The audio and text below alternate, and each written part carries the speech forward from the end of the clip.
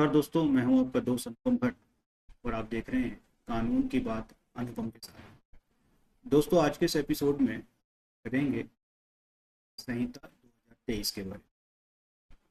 तो दोस्तों, सबसे पहले जिस एक्ट के बारे में हम पढ़ रहे हैं उस एक्ट से संबंधित कुछ इम्पोर्टेंट तथ्य जो प्रतियोगी परीक्षाओं के लिए इम्पोर्टेंट हो सकते हैं उनको हम देख लेते हैं। जैसा कि सबसे पहला तथ्य बात का ही है कि जब इस एक्ट को पारित किया गया तो उस एक्ट का पार्लियामेंट में पारित होने का क्रमांक क्या था। तो चलो सबसे पहले का क्रमांक, ये छोटे छोटे तथ्य जो होते हैं वो कॉम्पिटिटिव एग्जाम की दृष्टि से बहुत। दूसरा इंपॉर्टेंट तथ्य ये है कि इसे 25 दिसंबर 2023 को राष्ट्रपति की सहमति प्राप्त हुई और उसके बाद इसे गजेटेड किया गया। तीसरा इंपॉर्टेंट तथ्य है लागू होने की तारीख। तो इसको 1 जुलाई 2024 से लागू। अब इस एक्ट ने आते से ही सबसे पहला काम क्या किया है, तो इस एक्ट ने सबसे पहले आते से ही पहला काम किया कि पुरानी भारतीय न्याय संहिता, जिसे हम आईपीसी इंडियन पीनल कोड कहते हैं, इसे सबसे पहले निरस्त किया। इसने आते से ही सबसे पहले आईपीसी को निरस्त कर दिया। तो ये इंपॉर्टेंट है कि इस एक्ट के द्वारा कौन सा एक्ट रिपील्ड किया गया, तो वह है आईपीसी, भारतीय दंड संहिता। इसमें 1860 नहीं लगाना, क्योंकि उस समय जब आईपीसी बनी थी तो आईपीसी का नाम, भारतीय दंड संहिता का नाम संसद के द्वारा जो पारित किया गया था वो भारतीय दंड संहिता था। 1860 उसमें कहीं नहीं लिखा था, इसलिए उसको नहीं लिखा। तीसरा, अगला जो इम्पोर्टेंट पॉइंट है कि बीएनएस में कुल 20 चैप्टर हैं और 358 धाराएं हैं। कभी कभी ये एमसीक्यू होती है, वैकल्पिक प्रश्न वाले जो में पूछ लेते हैं कि भाई आईपीसी में कितनी धाराएं, कितने चैप्टर्स हैं। तो ये एक तथ्य के रूप में अपन को याद रखना चाहिए। इसका डेफिनेशन क्लॉज जो धारा 2 है, तो वैसे तो पुरानी आईपीसी में जो था वो डेफिनेशन क्लॉज नहीं था और लगभग शुरू की जो धाराएं थी, धारा 6 से लेकर धारा 52A तक डेफिनेशन ही डेफिनेशंस थी। उन्होंने इसको अलग करके धारा 2 बनाई और धारा 2 में सारी डेफिनेशंस को एक साथ लिख दिया। तो इसमें डेफिनेशन क्लॉज में कुछ 38 धाराएं हैं।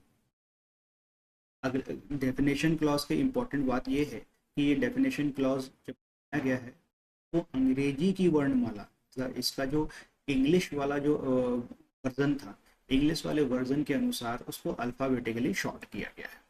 हिंदी वर्जन से नहीं किया गया, अंग्रेजी वर्जन में अल्फाबेटिकली ABCD के अनुसार उसको अल्फाबेटिकली शॉर्ट करके बनाया गया। जबकि पुरानी आईपीसी में जो परिभाषाएं दी गई थी वो परिभाषाएं एक से मिलती जुलती धाराओं, परिभाषाओं को एक साथ आगे पीछे करके, पर इन्होंने अब उसको वैसा नहीं कि इन्होंने अल्फाबेटिकली शॉर्ट करके इसको।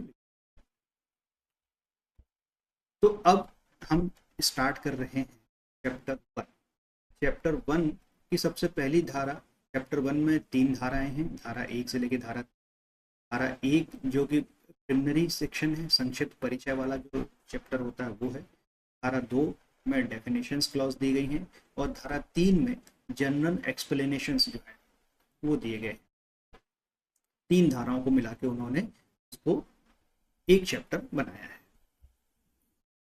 सबसे पहली धारा 1 जो पुरानी आईपीसी की धारा 1 से लेके 5 तक हुआ करती थी उसको कंसोलिडेट करते हुए उन्होंने धारा 1 बनाया। धारा 1 मुख्य रूप से एक्ट का नाम होता है और उसमें वो कहाँ है, वो एक्ट कहाँ लागू होगा, उसकी एनफोर्समेंट की डेट क्या होगी, सब बातें उसमें लिखी होती है। तो इसमें इन्होंने बताया कि धारा 1 में उन्होंने कहा कि दिस एक्ट में बी कॉल्ड भारतीय न्याय संहिता 2023। इस सेक्शन का इंपॉर्टेंस उन व्यक्तियों के लिए ज्यादा बढ़ जाता है जो किसी कॉम्पिटिटिव एग्जाम की तैयारी कर रहे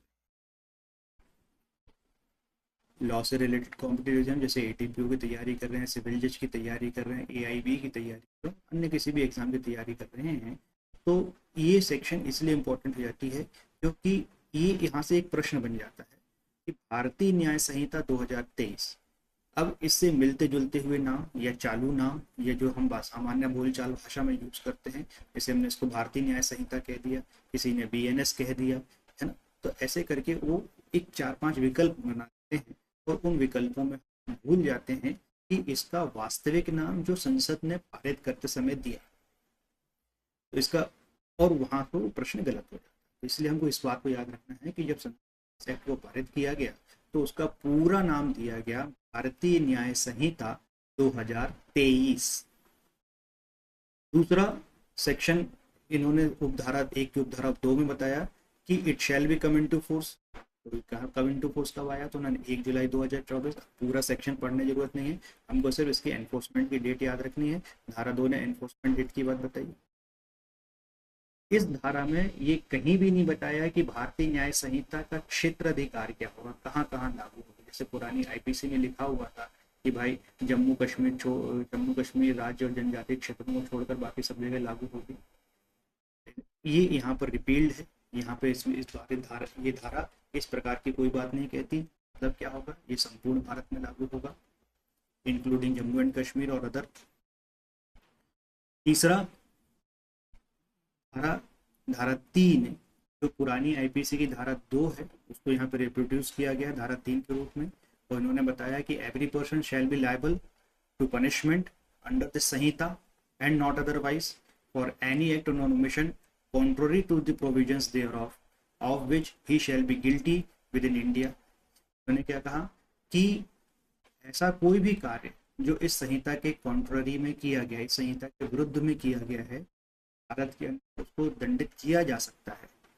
तो किस किस चीज को इंक्लूड कर रहा है, तो उन्होंने कहा कोई एक्ट और कोई ओमिशन, कोई कार्य करना या कोई उपेक्षा करना। तो कोई कार्य और उपेक्षा जो इस संहिता के अंतर्गत दंडनीय है और ऐसा व्यक्ति के अंदर दोष सिद्ध किया जा सकता है, तो उसका पनिशमेंट इसी धारा के, इसी एक्ट के अंतर्गत दिया जाएगा, अन्य नहीं। तो अब यहाँ पे दो चीज आ गई, एक्ट आ गया और ओमिशन आ गया। तो कब कार्य करना अपराध होगा और कब ओमिशन हमारे लिए अपराध होगा। तो कार्य तो सभी व्यक्ति के लिए अपराध है। यदि किसी व्यक्ति ने इस धारा के अंतर्गत विरुद्ध कार्य किया है, जैसे हमने किसी को उपहत्या कारित कर दी, हमने किसी को नदी में धक्का दे दिया, हत्या कारित करने की कोशिश करी या हत्या करी, तो ऐसे अपराध जो है वो। अब ओमिशन क्या होगा, तो ओमिशन किसके लिए दंडनीय होगा। जैसे मान लो मैं किसी व्यक्ति को नदी में डूबते हुए देखता हूँ, क्योंकि मेरा कार्य नहीं है नदी में किसी व्यक्ति को बचाने का, क्योंकि नाम में उसके लिए नियुक्त किया गया होना है। तो मैं एक सामान्य व्यक्ति हूँ, सामान्य व्यक्ति की पहला कार्य है कि वह अपनी सुरक्षा करे, दूसरे की नहीं। तो यदि मैं उस व्यक्ति को डूबते हुए देखता भी हूँ, मैं उसे नहीं बचाता हूँ, तो मैंने कोई अपराध। परंतु एक व्यक्ति जिसे नदी किनारे सरकार ने नियुक्त किया गया है, जिसका काम ही है कि भाई यदि नदी में कोई व्यक्ति डूब रहा है तो उसे बचाना। अब चूंकि उसका कर्तव्य है कि किसी व्यक्ति को डूबते हुए देखे और वो अपने कार्य क्षेत्र में है, पर यदि वो नहीं बचाता तो ऐसे व्यक्ति का जो उस पर्टिकुलर कार्य के लिए नियुक्त किया गया था, वो कार्य नहीं किया जाना, उसका ओमिशन कहलाएगा, और वो ऐसा ओमिशन जो है वो की श्रेणी में आएगा। अब इसके बाद हम देख रहे हैं धारा 1 की उपधारा 4, और ये उपधारा 4 जो है पुरानी भारतीय दंड संहिता की धारा 3 है। धारा 3 क्या कहती है कि any person liable by any law for the time being in force in India to be tried for an offence committed beyond India shall be dealt with according to the provisions of this Sanhita for any act committed beyond India in the same manner as if such act had been committed within India। क्या कह रहा है, सबसे पहले अपन बात कर रहे हैं कि एनी पर्सन मतलब हर व्यक्ति किसके लिए लायबल, के लिए लायबल है, किस बात के लिए लायबल है, बाय ऑफेंस किसके लिए लायबल है, टू बी ट्राइड, जिसका विचार किया जा सकता है, व्यक्ति ही जिसका विचारण भारत में किया जा सकता है। ऑफेंस कमिटेड बियॉन्ड इंडिया, पर वो अपराध उसने किया है। और क्या है कि वो कह रहा है कि वो कोई भी व्यक्ति जो भारत में भारतीय विधि के अनुसार राय विचारण किया जा सकता है, और उसने अपराध भारत के बाहर। तो उन्होंने कहा इससे कोई फर्क नहीं पड़ता, भारत से बाहर अपराध किया है, वह भारत की विधि के अनुसार किया जा सकता है, तो उसका विचारण भारत में ऐसे ही किया जाएगा जैसे उसने वो अपराध भारत के भीतर किया है। ठीक है, मतलब यदि कोई व्यक्ति ऐसा है, जैसे एनआरआई हो गए, कोई भारतीय व्यक्ति हो गया, या भारत विदेश में एक भारतीय व्यक्ति के विरुद्ध कोई अपराध हो गया, तो ऐसा व्यक्ति भारतीय विधि से विचारित किया जा सकता है। तो उन्होंने कहा कि उसका अपराध ऐसे ही विचारित किया जैसे उसने वो अपराध भारत के भीतर किया है। अब इसके बाद जो है अगली धारा जो आती है, अगली धारा इम्पोर्टेंट हो जाती है, और ये पुरानी आईपीसी की धारा ये कहती है कि the provisions of this Samhita shall also apply to any offence committed by any citizen of India, Bharat के नागरिक के द्वारा किया गया है। ठीक है, इसके पहले वाली जो सेक्शन एनी पर्सन की बात करती थी, सिटीजन की बात नहीं करती थी। दूसरी बात कह रही है, वो सिटीजन की बात कह रही है कि व्यक्ति ने चाहे भारत के बाहर अंदर अपराध किया हो, चाहे भारत के बाहर किया हो। दूसरा एनी पर्सन, अब यहाँ पे भारतीय की बात नहीं हो रही है, लेकिन अपराध जो हो रहा है वो शिप और एयरक्राफ्ट में हो रहा है। एयर और एयरक्राफ्ट में किसकी सीमा है, नहीं माना जा सकता। तो उन्होंने कहा कि शिप और एयरक्राफ्ट में जब क्षेत्राधिकार निर्धारित करना, जुरिडिक्शन निर्धारित करना हो, तो हमको ये देखना पड़ता है कि रजिस्टर्ड कहाँ पर है। उन्होंने कहा कि registered in India, any person, कोई भी व्यक्ति जो भारत के शिप या एयरक्राफ्ट में है और वो शिप और एयरक्राफ्ट भारत में रजिस्टर्ड है, तो ये माना जाएगा कि वो अपराध जो है वो किया गया। तीसरा कहता है कि any person in any place, कोई भी व्यक्ति हो कहीं भी हो, चाहे भारत के अंदर हो चाहे भारत के बाहर हो, विदाउट एंड बियॉन्ड इंडिया, कहीं पर भी हो, कमिटेड ऑफेंस टारगेटिंग, अपराध किया है, कैसा अपराध किया है, टारगेटिंग कंप्यूटर रिसोर्सेस, कंप्यूटर के रिसोर्सेस, जो कंप्यूटर जो हमसे उसने अपराध किया है, और वो कंप्यूटर उपकरण जो है वो भारत में लोकेटेड थे। तो भारत के संचार की को आपने भारत बाहर बैठे कहीं से भी आपने उसको हैक किया है, या उसको किसी प्रकार करके पायरेटेड किया है, करके आपने उसका अपराध किया है, तो ऐसा व्यक्ति का भी वो भारतीय विधि के अनुसार सिटीजन्स के लिए भी बताया है और एनी पर्सन के लिए अधिकार। एयरक्राफ्ट या शिप है तो उसमें भारत में रजिस्टर्ड है उसके अनुसार। ठीक है, इसका एक्सप्लेनेशन कह रहा है कि in this section the word offence includes every act committed outside India which if committed in India would be punishable under this section। उन्होंने कहा कि ऑफेंस इस तरह के लिए ऑफेंस माना जाएगा, तो भारत में यदि किया जाता तो ऑफेंस हो। उन्होंने कहा कि ऑफेंस हो। इसका इलस्ट्रेशन इंपॉर्टेंट है। ये इलस्ट्रेशन प्रतियोगी परीक्षाओं में त्यों का त्यों जैसा छपा है वैसा का वैसा याद। पुरानी आईपीसी में इसमें जहाँ पर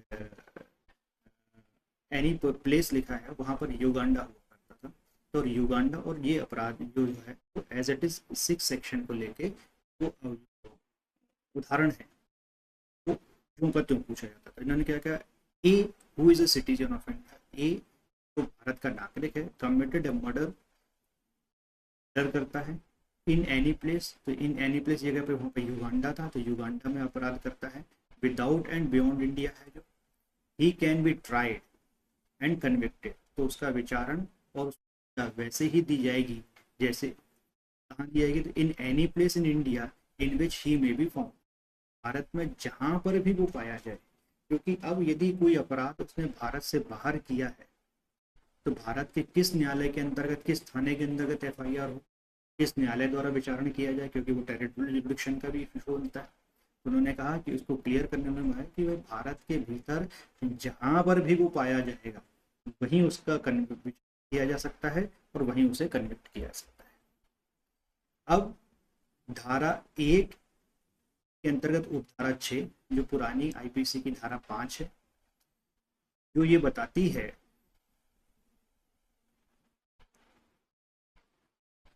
कि nothing in this Sanhita shall affect the provisions of any act for the punishment, mutiny, and desertion of officers, soldiers, sailor, and armed in the service of government of India or the provisions of any special and local law। तो ये generally साधारण सभी के सभी क्या है, इस सेना के बारे। कुल मिला के यदि सेना के किसी व्यक्ति के द्वारा, सेना के किसी ऑफिसर, सोल्जर, सेलर या आर्ममैन के द्वारा कोई अपराध किया गया है, तो उनका अपराध जो है वो इस संहिता के के अंतर्गत आएगा। उनके लिए जो उनका स्पेशल लॉ, स्पेशल एक्ट बना के अंतर्गत उनको लिया जाएगा। उनका जो कोर्ट मार्शल का एक्ट है,